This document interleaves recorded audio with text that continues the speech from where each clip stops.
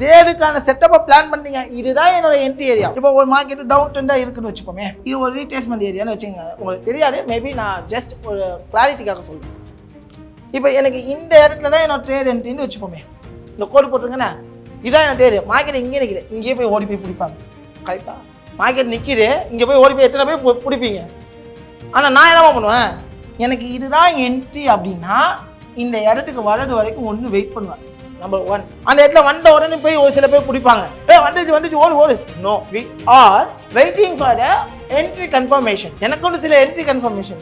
Market இங்கே வராம இப்படி ஓடிட்டாலே என்ன பண்ணுவீங்க, தேவையில்லாமல் ஸ்டாப் லாஸ் தானே ஓடிடுங்களா. ஏன்னா இங்கேருந்து ஃபஸ்ட்டு வெயிட் பண்ணி அங்கே ஓடி போய் பிடிக்கல, அங்கேயும் எனக்கு என்ன வேணும், கன்ஃபர்மேஷன் வேணும். இது இருந்தால் தான் தேர்வு இருப்பேன், இல்லையா கம்மன்னு கிடப்பேன். இப்போ இந்த இடத்துக்கு போகிற மார்க்கெட் இந்த இடத்துக்கு கலெக்ஷன் இருக்கும், வெயிட் பண்ணுவேன்.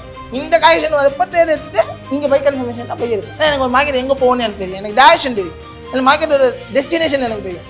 அப்போ எங்கே என்ன ட்ரேட் எடுக்கணும்னு தெரியும். அடுத்த ட்ரேடுக்கு செட்டப் பிளான் பண்ணிடுவேன். மார்க்கெட் ரிவர்ஸாக பிளான் பண்ணிச்சு. இப்போ நம்ம நினைக்கிறது நடக்கலை, அதுக்கேற்றவே மார்க்கெட் ட்ராவல் ஆகுதுன்னா நான் என்ன பண்ணுவேன், அதுக்கேற்றவே மார்க்கெட்டை மாற்றிட்டோம். ஸோ அந்த மார்க்கெட்டை கரெக்டாக மாற்றிட்டோம் அப்படின்னா நம்ம அதுக்கேற்றவே ட்ராவல். மார்க்கெட்டில் எது இருக்கோ இல்லையோ பொறுமை இருந்தே ஆகணும். பொறுமையே இல்லைன்னா நம்மளால் தலைகீழாக நின்றாலுமே செய்ய முடியாது. ரீசெண்ட் டேஸில் பார்த்தீங்க அப்படின்னா சின்ன கேபிட்டலை வச்சு பெருசாக பண்ணலான்னு நினைக்கிறாங்க. ஏன் சொல்லுன்னா, அந்த கேபிட்டல் எனக்கு போனாலும் பிரச்சனை இல்லைன்னு நான் நினச்சா என்னால் முடியும். அதை நான் $100 மாற்றணும் அப்படின்னா எனக்கு $50 போனால் பிரச்சனை இல்லை.